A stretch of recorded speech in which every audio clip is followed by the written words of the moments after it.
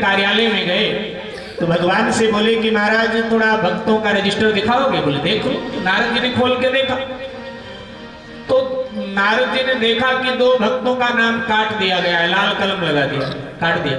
नारद जी को चिंता हुई कि नारद जी भक्त हैं और भक्त तो यही चाहेगा ना कि भाई भक्तों की संख्या बढ़े। अब भक्तों की संख्या घटे तो भक्त लोग उदास तो होते ही हैं कि भाई संख्या घट गई। तो नारद जी उदास हुए कि आखिर इन दोनों का नाम क्यों काट दिया भगवान ने। नारद जी को लगा कि शायद भजन भक्ति बंद कर दिया इसलिए नाम कट गया। नारद जी ने कहा चलकर पता लगाता हूं। तो नारद जी उस कॉलोनी में आ गए जहां के दोनों भगत थे। वो दोनों भगत पति पत्नी थे। जब कुंवारे थे अपने अपने घर में 3-3 घंटा पूजा करें भगवान, लेकिन अब जब दोनों का ब्याह हो गया साहब तो इतनी प्रीति जगी, इतना प्रेम जगा पति पत्नी में कि अब भगवान को भूल गए। भजन पूजन सब बंद हो गया और जब बंद हो गया तो नाम रजिस्टर से भगवान ने काट दिया। अब पति पत्नी में प्रेम तो होना चाहिए, लेकिन अब इतना भी नहीं कि भगवान को भूल जाए। तो ये दोनों भूल गए तो नाम कट गए। तो नारद जी आए तो आज सेठ जी घर में नहीं थे, सेठानी थी, सेठ जी दुकान पर थे। लेकिन यहाँ के जितने सेठ हैं उनमें से कोई नहीं था। ध्यान देना, आपके कॉलोनी में नहीं आए थे, कहीं आप सोचो हमारे यहाँ आ गए, उधर कहीं जनकपुरी में आए होंगे, विकासपुरी में आए होंगे, यहाँ नहीं आए थे। यहाँ तो सब भगत है। तो सेठ जी घर पे नहीं थे, सेठानी थी घर पे। तो सेठानी ने देखा नारद जी को, आओ आओ महाराज आओ, बिठाया सेठानी जी ने और कहा कि महाराज आप तो ब्रह्मा जी के पुत्र हो महाराज, जल पान कराए। बोले महाराज कुछ बताते भी। अब ये प्रश्न अनादि काल से माताएं बहनें साधु संतों से करती आई हैं। पुरुष नहीं पूछता है आज भी, लेकिन माताएं बहनें बस देख ले कि तिलक चंदन लगा है, कुछ लाल पीला कपड़े वाले हैं, तो धीरे से राम राम करके जरूर पूछती हैं आज भी, महाराज कुछ बताते भी हो। ये जरूर प्रश्न होता। हमसे भी कई बस हो, ट्रेन हो, माताएं, पुरुष नहीं अब तक कोई पूछा, माताएं महाराज कुछ बताते भी हो? तो हम कहते हैं हाँ बताते तो हैं। महाराज क्या बताते हो? तो हम कहते हैं हम बताते हैं हनुमान चालीसा का रोज पाठ किया करो, ये बताते हैं। सूर्य को जल दिया करो, तुलसी को जल दिया करो, गौ माता को रोटी दिया करो। इससे ज्यादा समय है तो रामायण गीता कुछ पढ़ा करो, 2-4 पंक्तियां। अच्छा हाथ नहीं देखते हो? मैंने कहा नहीं, हाथ तो देखना आता नहीं है, हाथ नहीं देखते। और कुछ भविष्यवाणी, मैंने कहा वो हम जानते ही नहीं, हम तो यही बताते हैं। तो पूछा सेठानी ने कुछ बताते हो? तो नारद जी तो ब्रह्मा जी के पुत्र हैं। बोले हाँ सब बताते हैं, पूछो। बोले हमारे पति कहते हैं कि पिछले जन्म में भी हम दोनों पति पत्नी थे और ऐसे ही बड़े आदमी थे, तो ये बात सत्य है? नारद जी ने आंख बंद किया, बोले नहीं नहीं बिल्कुल असत्य है, तुम दोनों पिछले जन्म में पति पत्नी नहीं थे। तो मैं क्या थी? बोले सेठानी तुम्हारा तो कभी आऊंगा लौट के फिर बताऊंगा, ब्रह्मा जी के रजिस्टर में देखना पड़ेगा। हाँ तुम्हारे पति का देख के आया। हमारे पति क्या थे पिछले जन्म में? बोले तुम्हारे पति वो थे नहीं, वो लुनिया थे, समुद्र के किनारे नमक बनाया करते थे। अरे राम राम, नमक बनाते थे? हाँ मजदूरी करते। अच्छा ठीक, आपका फिर बताऊंगा। चल पड़े यहाँ से। अब दुकान पर आ गए सेठ जी के। सेठ जी ने भी नारद जी के जमाने की घटना है ना, सेठ जी भी नारद जी से परिचित थे। बोले आओ आओ बाबा आओ आओ, बिठाया, जलपान कराया। और संजोग से सेठ जी ने भी यही प्रश्न किया कि हम दोनों पिछले जन्म में क्या थे? तो वहां सेठानी से बोले तेरे पति का पता है, तेरा नहीं। नारद जी तो बात बनाने में बड़े माहिर हैं। यहाँ नारद जी ने कहा सेठ जी तुम्हारा तो मैं फिर आगे बताऊंगा, कभी देखना पड़ेगा ब्रह्मा जी के रजिस्टर में। आपके पत्नी का पता है क्या थी? बोले क्या थी महाराज? बोले बुरा मत माना। बोले नहीं नहीं आप साधु है, आपकी बात थोड़ा बुरा मानेंगे। बोले आपकी पत्नी पिछले जन्म में कुतिया थी। बोले अरे राम राम राम, कुतिया में की योनि में थी? हाँ महाराज ये सत्य बोल रहे हो? बिल्कुल सत्य बोल रहा हूँ। मुझे कैसे महाराज पता चला? बोले आपको कैसे पता चले? बोले हाँ। बोले हम बताते हैं आपको। घर घर झूठे बर्तन चाटा करती थी जब कुतिया थी पिछले जन्म में। अब भी उसको आदत है, जब रात को सो जाते हो ना तुम्हारे पांव का तलवा चाटती है, और जब पांव का तलवा चाटे समझ जाना नारद की बात से।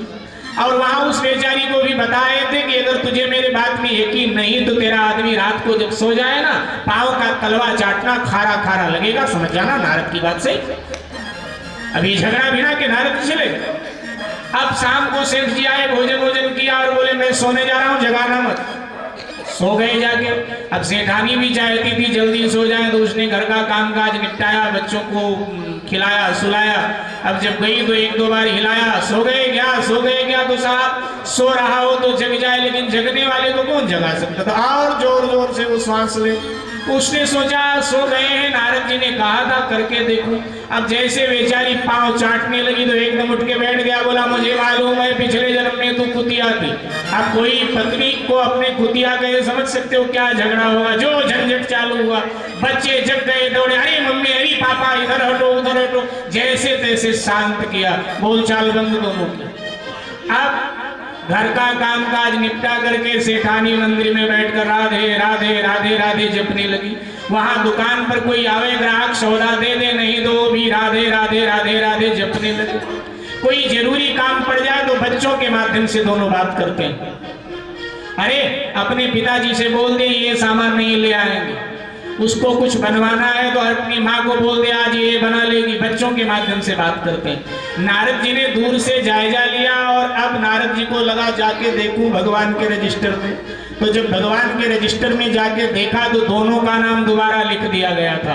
नारद जी ने कहा चलो मेरा ऐसा करने से कम भगवान के भजन में तो लगे। तो नारद जी सबको किसी न किसी प्रकार भगवान के भजन में लगाना चाहते, इसीलिए नारद जी ये सब, नारद जी की एक अलग ही लीला है सर। और ध्यान दें, नारद जी को भगवान बहुत प्यार करते हैं। कितना प्यार करते हैं, गीता में भगवान कृष्ण कहते हैं स्वस्था सर्ववृक्षाणाम देवर्षिणाम च नारद।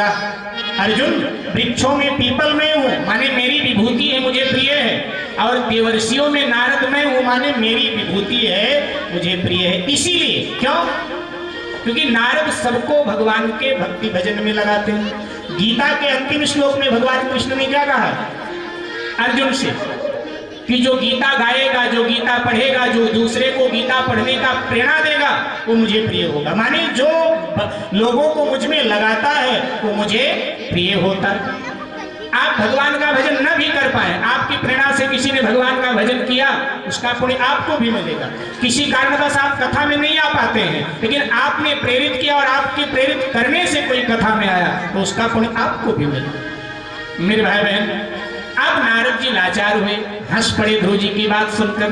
बोले मैं असली नारद हूं बेटा, 12 अक्षर मंत्र का उपदेश किया, दीक्षा दी।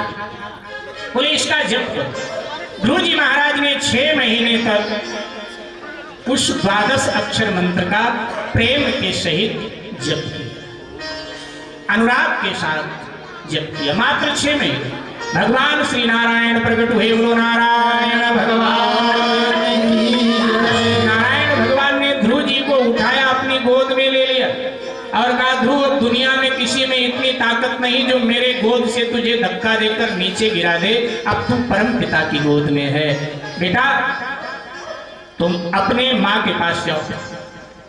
देवर्षि नारद के द्वारा तुम्हारे पिता को, तुम्हारी सौतेली माँ को ये ज्ञात हो चुका है कि मैं तुम्हें मिल गया। अब तुम्हें तुम्हारी माँ को लेने आएंगे गाजे बाजे के साथ, तब जिद मत करना राजमहल में जाना। कालांतर में तुम्हें वो अपना वारिस बनाएंगे, राजगद्दी स्वीकार करना, विवाह करना, संतान उत्पन्न करना। उत्तर अवस्था जब आए तो पुनः विरक्त हो जाना। जब तुम्हारी आयु पूर्ण हो जाएगी मैं तुम्हें अपने धाम में बुलाकर अपने से ऊंचा स्थान प्रदान कर दूंगा। ध्रुव जी कहते हैं कि महाराज लेकिन ये सब तो आपके भजन में बाधक है, ये क्यों दे रहे हो? भगवान ने कहा देखो महल में रहना बुरा नहीं है, ध्यान दे मेरे भाई बहन, महल में रहना बुरा नहीं है, महल को दिल में रखना बुरा है। घर परिवार में रहना बुरा नहीं, घर परिवार को दिल में रखना बुरा। ध्रुव जी आए, उत्तान पाद और सुरुचि गाजे बाजे के साथ लेने आए। सुनीति के साथ ध्रुव जी ने राजमहल में प्रवेश किया। कालांतर में उत्तान पाद ने ध्रुव को वारिस बनाया अपना। ध्रुव महाराज राजा बने। शिशुमार नाम के प्रजापति की बेटी भ्रमी से ध्रुव जी का विवाह हुआ। ध्रुव जी के 3 पुत्र हुए, उत्कल, कल्प और वत्स, ये 3 पुत्र हुए। 36,000 वर्ष तक ध्रुव जी ने संसार पर शासन किया। उस समय आयु लंबी होती थी सतयुग में, 36,000 वर्ष भागवत में स्पष्ट लिखा शासन किया। और अब ध्रुव जी ने उत्तर अवस्था माने वृद्धावस्था देखी तो अपने पुत्र उत्कल को राजा बनाया और स्वयं बद्रीनाथ में पधारे। बोलो बद्रीनाथ भगवान की जय। पुनः एकांत में भजन प्रारंभ कर दिया। आयु आज पूर्ण हो गई, मृत्यु महारानी आ गई, सामने खड़ी हुई ध्रुव जी के। हमारे आपके सामने भी खड़ी होती है लेकिन हम भयभीत हो जाते हैं, बेहोश हो जाते हैं, बात कर नहीं पाते। ध्रुव जी के सामने खड़ी हुई, प्रणाम किया ध्रुव जी को। कौन है देवी आप? मैं मृत्यु हूं, आपकी आयु पूर्ण होने वाली, शीघ्रता कीजिए, मैं आपको लेने आई हूं। भगवान का आदेश है, लेके आओ। तो ले चलो, ऐसा करें आप, मेरे सर पे पांव रखिए, मैं आपको भगवत धाम पहुंचा दूं। लेकिन आप मृत्यु महारानी है, मैं आपके सर पे पांव कैसे रखूं? आप मेरे सर पे पांव रखो, मुझे ले चलो। नहीं नहीं ध्रुव जी, जो भक्त होता है उसका पांव मैं अपने सर पे रखवा करके गौरवान्वित होती हूँ, गौरव का अनुभव करती हूँ। अगर मैंने आपके सर पे पांव रख दिया तो भगवान के द्वारा मैं दंडित की जाऊंगी। भगवान का कथन है, मेरे भक्तों को तू लाएगी जरूर, लेकिन उनका पांव अपने सर पे रखवा के लाएगी तो उनके सर पे पांव नहीं रखेगी। जो अभक्त हैं उनके सर पे पांव रखकर उनके प्राण को ले जाती हूँ, लेकिन जो भक्त हैं उनका पांव अपने सर पे रखवा करके फिर मैं उनको ले जाती हूँ। तो मेरे सर पे पांव आप रखिए, मैं आपको भगवत धाम पहुंचा दूं। ध्रुव जी ने मृत्यु के सर पे पांव रखा, मृत्यु ने ध्रुव जी को भगवत धाम पहुंचा दिया।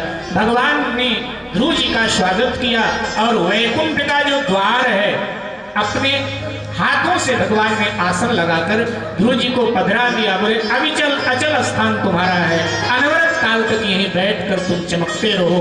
आज भी ध्रुव जी महाराज उत्तर दिशा में चमक रहे हो। आकाश जब स्वच्छ हो, अब आजकल तो स्वच्छ आकाश नहीं मिलेगा आपको, और दिल्ली में तो कभी स्वच्छ आकाश नहीं मिलता है। कभी आप देहात में हो, कहीं आकाश स्वच्छ हो, तब जब उत्तर दिशा की ओर देखेंगे तो ध्रुव जी अपने स्थान पर चमक रहे होते हैं और 7 नक्षत्र उनकी परिक्रमा कर रहे होते हैं। रात के 8 बजे ध्रुव जी को जहां आप पाओगे, भोर के 4 बजे भी ध्रुव जी वहीं आपको मिलेंगे। बाकी नक्षत्रों की स्थिति आकाश में बदलती रहती है, लेकिन चूंकि ध्रुव जी का आसन अटल है इसलिए वही ध्रुव जी आपको चमकते हुए आज भी मिलेंगे। ध्रुव जी को भगवत धाम की प्राप्ति हुई तो ध्रुव जी का पावन चरित्र कहा मेरे भाई बहन। सुखदेव जी कहते हैं कि अब हम प्रियव्रत का चरित्र कह रहे हैं। मेरे भाई बहन, प्रियव्रत के जो पुत्र हैं उनका नाम है अग्नित। प्रियव्रत इतने धर्मात्मा थे कि भगवान का इतना भजन किया कि सूर्य की तरह चमकने, इतना प्रकाश। प्रियव्रत ने सोचा कि दिन में तो सूर्य का प्रकाश होता है, चोर आदि जो है उनकी जुगत लगती नहीं, रात में ये सज्जनों को तंग करते। तो एक दिव्य रथ बनवाया प्रियव्रत ने और उसमें दिव्य घोड़ों को लगाया। तो रात में प्रियव्रत जी रथ पर बैठकर रथ को दौड़ाते थे भूमंडल पर। तो दिन में भी लगता, रात में भी लगता था दिन है। तो साधु महात्मा भूल जाते थे कि भाई कब संध्या करें, कब सोएं, कब क्या करें, क्योंकि दिन में सूर्य का प्रकाश, रात में प्रियव्रत का प्रकाश। बड़े चिंतन, नियमावलियां भंग होने लगी। सूर्य ने भगवान से शिकायत किया कि महाराज शिकायत लाए। बोले किसके? बोले तुम्हारे भक्त की शिकायत। बोले क्या हुआ? बोले प्रियव्रत ने आपका इतना भजन किया कि दूसरे सूर्य की तरह वो चमक रहे हैं। अब वो रात में दौड़ते रहते रथ में बैठकर, रात में भी प्रकाश होता है, दिन होता है। तो भगवान ने प्रियव्रत को बुलाया। बोले देखो, तुम्हारे वजह से सूर्य का अस्तित्व खतरे में आए, ये ठीक नहीं। भक्त किसी के लिए खतरा नहीं बनता। भगवान ने कहा भक्त किसी लिए खतरा नहीं बनता, इसलिए रथ दौड़ाना रात में बंद करो। प्रियव्रत ने कहा महाराज ठीक है, आपकी आज्ञा सिरोधार्य। तो प्रियव्रत के जो पुत्र हैं उनका नाम है अग्नित। अग्नित के जो पुत्र हैं उनका नाम है नाभि, और नाभि महाराज की जो पत्नी है उनका नाम है मरु। तो नाभि और मरु ये भगवान के बड़े भक्त थे। तो इनके भक्ति से प्रसन्न होकर के इनके यहाँ भगवान पुत्र के रूप में पधारे। ऋषभ देव के रूप में भगवान ने इनके यहाँ अवतार लिया। एक बार जय जयकार करें, बोले ऋषभ देव भगवान की जय। ऋषभ देव जी के बारे में थोड़ी सा जानकारी ले आप। ऋषभ देव जी हमारे सनातन परंपरा में 24 अवतारों में से एक हैं। और जैन धर्म की परंपरा में, यहाँ कोई जैनी बैठे होंगे तो मालूम होगा, जैन धर्म की परंपरा में ऋषभ देव जी उनके प्रथम तीर्थंकर हैं। जैन धर्म के लोग मानते हैं कि ऋषभ देव जी से ही जैन धर्म का प्रादुर्भाव हुआ है, तो वो प्रथम तीर्थंकर हैं ऋषभ देव जी महाराज जैन धर्म के। ऋषभ देव जी महाराज को इंद्र की बेटी जयंती ब्याही हुई थी। जयंती से ऋषभ देव जी महाराज का विवाह हुआ। जयंती से ऋषभ देव जी महाराज ने 100 पुत्र उत्पन्न किए। आश्चर्य मत करना, वो भगवान के अवतार हैं और सृष्टि के विकास का समय था। 100 पुत्र, उनमें से 81 पुत्र ब्राह्मण हो गए कर्मकांडी, 9 पुत्र 9 द्वीपों के स्वामी हुए, और जो शेष 9 बचे वो 9 योगेश्वर हुए। गोरखनाथ जी की परंपरा में नवनाथ कहा जाता है।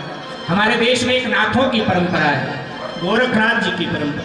बोलो गोरखनाथ जी भगवान की जय। तो गोरखनाथ जी भगवान के परंपरा में ही 9 योगेश्वरों को नवनाथ के नाम से जाना जाता है।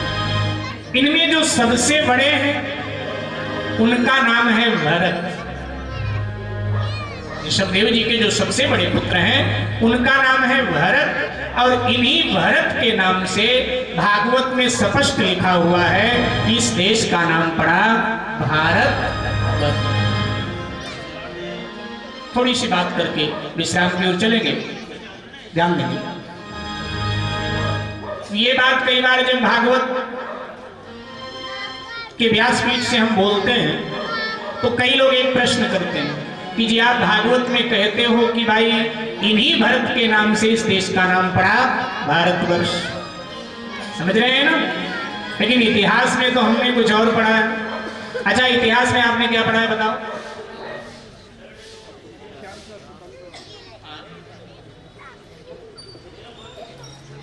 राधे राधे। हाँ ठीक है, बहन जी बता रही है। ठीक है, इतिहास में यही पढ़ा। इतिहास में आपने, हमने, सबने यही पढ़ा है कि शकुंतला दुष्यंत के पुत्र भरत के नाम से इस देश का नाम भारतवर्ष। लेकिन भागवत में आया, पंचम स्कंध में भागवत में आया कि इन भरत के नाम से, माने ऋषभ देव के जो पुत्र हैं जड़ भरत, इनके नाम से इस देश का नाम भारत। अच्छा, अब एक बात समझ लो, हमारे देश में 3 भरत हुए हैं, तीनों महान हैं, कोई किसी से कम नहीं। एक भागवत के भरत जिनको हम जड़ भरत के नाम से जानते हैं, दूसरे रामायण के भरत जो प्रेमी भरत, भक्त भरत के नाम से, और तीसरे महाभारत के भरत अथवा अभियान शाकुंतलम के भरत, वीर भरत, शकुंतला दुष्यंत के पुत्र वीर भरत के नाम से जाने जाते। और ये तीनों महान हैं साहब, कोई किसी से कम है ही नहीं, तीनों महान। लेकिन एक बात कहकर आगे बढ़ूं, इतिहास की बात, कड़वा सत्य, हमारा जो इतिहास है वो पाश्चात्य स्कॉलरों के द्वारा लिखा गया। जब ये देश गुलाम था, इतिहास को खूब बिगाड़ा। पाश्चात्य विद्वानों ने शकुंतला दुष्यंत के पुत्र भरत को तो स्वीकार किया, वो भी उनकी मजबूरी थी, एक भरत को स्वीकार करना पड़ा, लेकिन 2 भरत को उन्होंने नकार दिया। ना जड़ भरत को स्वीकार किया, ना भक्त भरत को स्वीकार किया, क्योंकि अगर जड़ भरत को वो स्वीकार कर लेते हैं तो हमारी संस्कृति करोड़ों वर्ष पीछे हो जाती है, आगे छूट जाती है, और उनकी बहुत पीछे हो जाती है। हम बहुत आगे हो जाते हैं उनसे, ध्यान देना, हम पाश्चात्य जगत से बहुत आगे हो जाते हैं और वो हमसे बहुत पीछे छूट जाते हैं। इसलिए षड्यंत्र करके उन्होंने हमको इतिहास में ये बताया कि शकुंतला दुष्यंत के पुत्र के नाम से इस देश का नाम भारतवर्ष पड़ा। मेरे भाई बहन, पाश्चात्य जगत तो ये भी कहता है कि ये जो सृष्टि है ये मात्र 550 वर्ष पुरानी है, लेकिन हमारा भारतीय इतिहास क्या कहता है कि 5500 वर्ष पहले तो भगवान श्री कृष्ण हुए हैं, तो भगवान श्री राम तो और पहले हुए हैं, तो राजा हरिश्चंद्र तो और पहले हुए हैं। तो ये षड्यंत्र मेरे साथ, मेरे भाई बहन, जड़ भरत की पत्नी का नाम पंचजनी है, उनके पुत्र सुमति, सुदर्शन, आवरण और धूमकेतु। जड़ भरत जी महाराज ने धर्म से प्रजा का पालन किया। जब उत्तर अवस्था आई तो जड़ भरत ने अपने बड़े पुत्र सुमति को भारत का राजा बनाया और विरक्त होकर शालिग्राम क्षेत्र में चले गए। नेपाल जिसे कहते हैं आप, शालिग्राम क्षेत्र, गंडकी नदी के तट पर कुटिया का निर्माण किया, वहां साधना करने लगे। तो अब जड़ भरत साधना कर रहे हैं। आइए एक भजन का आश्रय लेकर और हम सब विश्राम की ओर चलते हैं भाव श्रद्धा के साथ। एक भजन, जय जय श्री राधे, जय जय श्री राधे, जय जय श्री राधे। और साथ में एक सूचना, कल की कथा भगवान के वामना अवतार तक चलेगी। जड़ भरत का चरित्र, अजामिल उपाख्यान, प्रहलाद का चरित्र, नरसिंहावतार, सागर मंथन, भगवान का कच्छप अवतार, मोहिनी अवतार, साथ में भगवान का वामना अवतार। तो यहाँ तक की चर्चा का कल हम सब दर्शन करेंगे। ये सूचना आप सभी के लिए। दूसरी सूचना, मेरे द्वारा लिखित कुछ पुस्तकें यहाँ उपलब्ध हैं, हम आज आपको जानकारी दे देते हैं। तो उनमें जाहर वीर की चरितावली है, जिसको हरियाणा में गुग्गा पीर के नाम से जाना जाता है। राजस्थान और हरियाणा में वो पूजे जाते हैं लोक देवता के रूप में। पश्चिमी उत्तर प्रदेश में लोक देवता के रूप में पूजे जाते हैं। कोई गुग्गा पीर कहता है, कोई गोगा पीर कहता है, कोई जाहर वीर कहता है। इन महापुरुष का इतिहास में क्या योगदान था आप जाने। पृथ्वीराज चौहान के हार का कारण भारत की दुर्दशा। साथ में जाहर वीर चरितावली में कुछ साबरी मंत्र हमने दिए, क्योंकि लोगों की बड़ी समस्याएं होती हैं। कोई कहता है मेरी दुकान को नजर लग गई, कोई कहता है मेरे घर परिवार को नजर लग गई, कोई कहता है मेरे बेटे को नजर लग गई। शास्त्र कहता है नजर लगती। गोरखनाथ जी महाराज ने साबर मंत्र की रचना किया, आम बोलचाल की भाषा में, जिनके लिए कोई खास जाप नहीं करना पड़ता है। कुछ पाठ कर ले और वो मंत्र हमारा कल्याण करने लगता है। कुछ साबरी मंत्र भी उसमें हमने गोरखनाथ जी के कृपा से उनके साहित्य से निकाल कर दिए। दूसरी पुस्तक है शिव हनुमान संग्राम। यद्यपि हनुमान जी भी शिव ही हैं, शिव शिव का आपस में संग्राम, शिव हनुमान संग्राम। और तीसरी पुस्तक है सूर्य पुराण का हिंदी अनुवाद, सरल भाषा में है। सभी प्रकार के रोगों को नष्ट करता है सूर्य पुराण का पाठ, और संतान दिलाने में सक्षम है सूर्य पुराण। उसमें वर्णित है सारी विधियां। तो ये है कृष्ण अर्जुन संग्राम, शिव इंद्रयुद्ध आदि पुस्तकें स्टॉल पर पहुंच गई हैं। तो हमारे बड़े भैया श्याम सुंदर गुप्ता जी बैठे हैं, तो मूल्य देकर वो पुस्तकें वहां से आप प्राप्त कर सकते हैं। आरती के बाद पढ़ करके और विशेष जो प्रकरण है उसमें वो आप जान सकते हैं। तो वहां से आप आरती के बाद में पुस्तकें प्राप्त कर सकते हैं। चर्चा को विश्राम दें उससे पहले कुछ हरि नाम का आश्रय भाव श्रद्धा से। जय जय श्री राधे, जय जय श्री राधे, जय जय श्री राधे।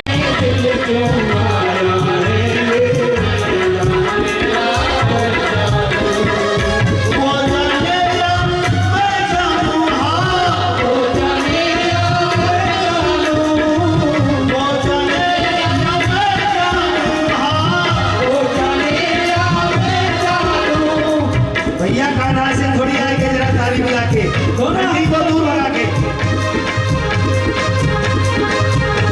कान्हा पे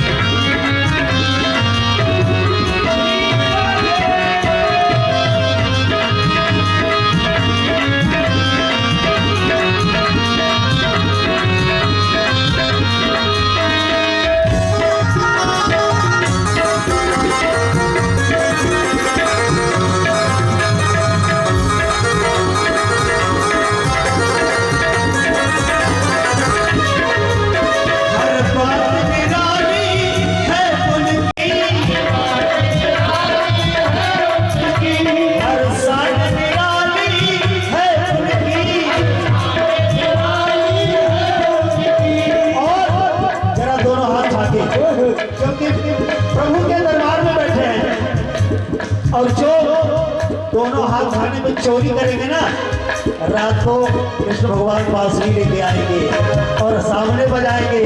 और कैसे जन क्या क्या रचाया है, ओ जाने क्या है जान, जन क्या क्या रचाया है, ओ जाने क्या है जान, कहाँ पे आया है, ओ जाने क्या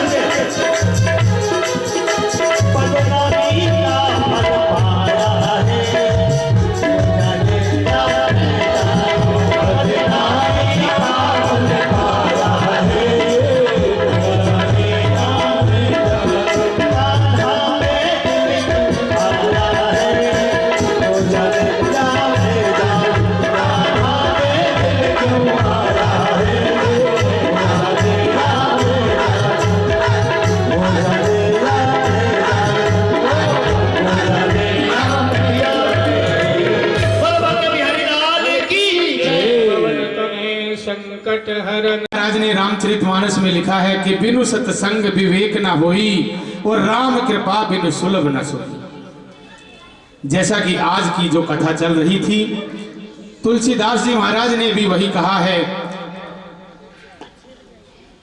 कि सत्संग के बगैर, हरि नाम के बगैर इस भव सागर से पार नहीं हुआ जा सकता। तुलसीदास जी ने तो यहां तक भी कहा है कि बारी मथे घृत होए बरु सिकता ते बरु तेल, के हो सकता है बालू रेत को कोलू में पेलने से हो सकता है तेल निकलाए, क्योंकि साइंस का जमाना है। समुद्र को मथने से हो सकता है घी निकलाए, लेकिन कोई कहे कि बिन हरि भजन न भव तरहि, ये सिद्धांत है। बिगर हरि भजन के अगर कोई ये कहे कि मैं इस भव सागर से पार हो सकता हूं, तो ये मैं मानने को तैयार नहीं हूं।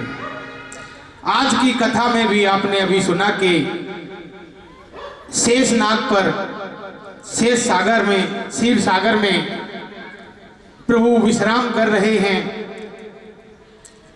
वो इतने चंचल होते हुए भी प्रभु के सानिध्य में हैं, और जहां भगवान होते हैं, जहां भगवान की कथा होती है, वहां पर इनकी भी बुद्धि पलट जाती है। बिल्कुल एक सच्ची घटना मैं बताता हूं महाराज श्री की कथा चल रही थी एक जगह। इसी प्रकार से कथा चल रही थी। स्टेज पे बराबर से एक कम से कम 8 फुट का काले रंग का सर्प आया। गांव का मामला था जहां कथा चल रही थी। सभी डंडे लाठी लेकर के मारने के लिए जैसे ही दौड़े तो महाराज श्री ने कहा कि सभी अपने स्थान पर बैठ जाएं, कोई बात नहीं, ये किसी को कुछ नहीं कहेगा, आप सभी अपने स्थान पर बैठ जाएं। वो व्यास पीठ के, व्यास गद्दी के बिल्कुल नीचे आकर के बैठ गया और जब तक कथा चलती रही, जब तक कथा चलती रही, वो व्यास गद्दी के पास वहीं बैठा कथा सुनता रहा। ये उसके कोई पिछले जन्म के या उस जन्म के प्रारब्ध थे जो वो कथा सुनने के लिए आया था। किसी ने उसको कुछ नहीं कहा और वो भी कथा सुन करके वापस चला गया। तो भगवान का जहाँ हरि कीर्तन होता है, जहाँ भागवत होती है, प्रभु के नाम का जहाँ गुणगान होता है, वहां पर प्रभु की जीव पर पूरी कृपा हो जाती है। थोड़ी सी सूचना है, उसके बाद कुछ हमारे बीच में गणमान्य व्यक्ति हैं, उनका स्वागत होगा, उसके बाद आरती और प्रसाद। तो कल की सूचना जैसे कि महाराज श्री ने दी है, 52 अवतार है। सभी से प्रार्थना है कि सभी समय पर आएं, 3 बजे आएं और कथा का पूर्ण आनंद लें। जो महाराज श्री के द्वारा रची हुई 18 पुराण और उनके उपपुराण, मैं कई बार मौका मिला महाराज श्री से कई जगह कथाओं में जाने का, तो सभी महाराज श्री को याद है और सभी का प्रचार प्रसार दिन रात लगभग 600वीं कथा 600वीं कथा लगभग यहाँ पर ये चल रही है। इससे पहले निरंतर कथाएं हो चुकी हैं। इस महीने जैसे ही कथा यहाँ से भी समाप्त होगी, इस महीने में भी 3 कथाएं हैं। अब बहुत से लोग कहते हैं कि दिन तो कम बचे हैं, 3 कथा कैसे होंगी, 7 दिन की है, 9 दिन की है। एक दिन में 2-2 कथाएं भी हैं, एक दिन में 2-2 कथाएं भी हैं। और ध्येय केवल यही है कि प्रभु के नाम का ज्यादा से ज्यादा प्रचार और प्रसार हो। उसी के संदर्भ में आप सभी जानते हैं इलाहाबाद में कुंभ लगा हुआ है। 13 जनवरी से 19 फरवरी तक ये कुंभ चलेगा। तो इस कुंभ में जो भी जाना चाहे वो कथा के बाद मुझसे संपर्क कर ले। वहाँ पर रहने की, भोजन की व्यवस्था होगी। महाराज श्री भी 13 फरवरी को वहाँ पर विराजमान होंगे। तो जो भी जाना चाहे वो मेरे से एड्रेस कथा के बाद, आरती के बाद ले ले। ये पुस्तकें जो लेना चाहे वो आरती के बाद मुझसे पुस्तकें ले सकते हैं। एक सूचना और है कि आज का जो प्रसाद है वो मैं सबसे निवेदन करूंगा कि आरती के बाद सभी बैठ जाएंगे और बैठे बैठे प्रसाद लेंगे। कि कल थोड़ी सी जो है ना, बुजुर्ग आदमी 1-2 थे, धक्का मुक्की हुई, तो उसको देखते हुए थोड़ा सा सभी लोग अपने अपने स्थान पर आरती के बाद बैठ जाएंगे। सभी को बैठे बैठे अपने स्थान पर ही प्रसाद मिलेगा। अब मैं प्रार्थना करूंगा हमारे श्री रामायण सत्संग सभा के वरिष्ठ सदस्य श्री ओपी गुप्ता जी, ओम प्रकाश गुप्ता जी से कि वो आए और हमारे आदरणीय अनिल गुप्ता जी माल्यार्पण करके उनका स्वागत करें। लगभग 39 वर्ष से श्री रामायण सत्संग सभा हर शनिवार को सुंदरकांड, अखंड पाठ व सत्संग किया करती हैं, जिसकी शुरुआत हमारे परम आदरणीय, परम श्रद्धेय आदरणीय ओपी गुप्ता जी ने की थी। लगभग 19 वर्षों से वो चल रहा है। श्रीमती कौशल्या देवी जी से मैं प्रार्थना करूंगा कि वो भी आए, स्वागत करेंगी। मोसा जी ने सरिता ही बताया था, मेरी भी गलती नहीं है, लेकिन फिर भी मैं माफी मांगता हूं। अंजलि जी, श्रीमती सुमित्रा देवी जी, श्रीमती सुमित, इधर देखना जी, इधर शारदा गुप्ता जी, हमारे मोहित भाई की मम्मी शारदा गुप्ता जी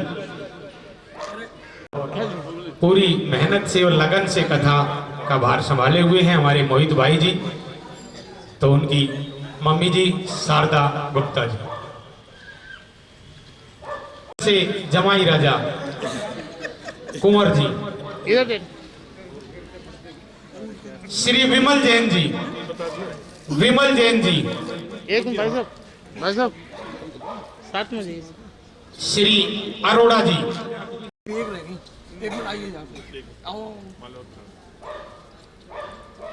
विमल जैन जी, सतीश गर्ग जी,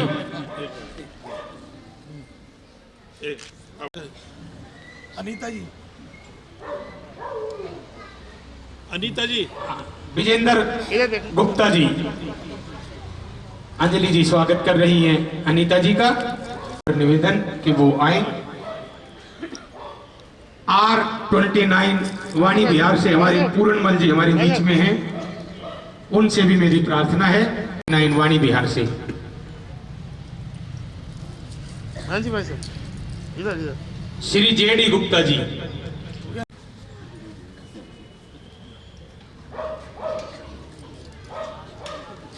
हाँ जी। JP बंसल जी,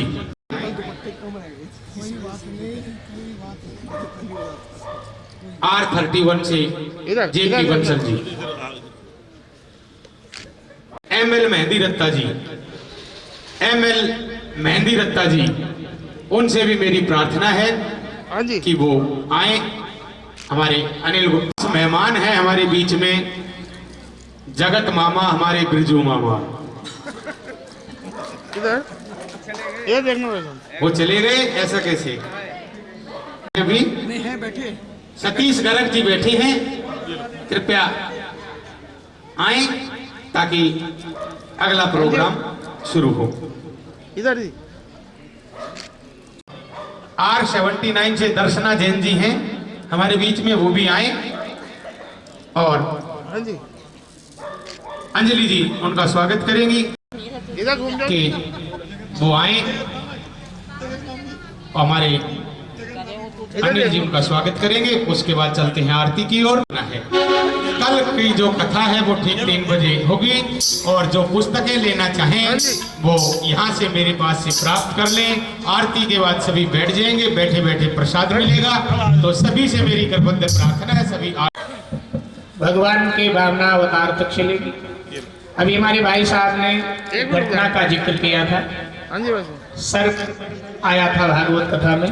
पुण्य बिहारी के गिरधर कृष्ण कुमारी, आरती पुण्य बिहारी के गिरधर कृष्ण मुरारी, बजावे मुरली मधुर बाला, श्रवण में कोटल जलपाला, नंद के आरत नंद लाला, गिरधर कृष्ण मुरारी की आरती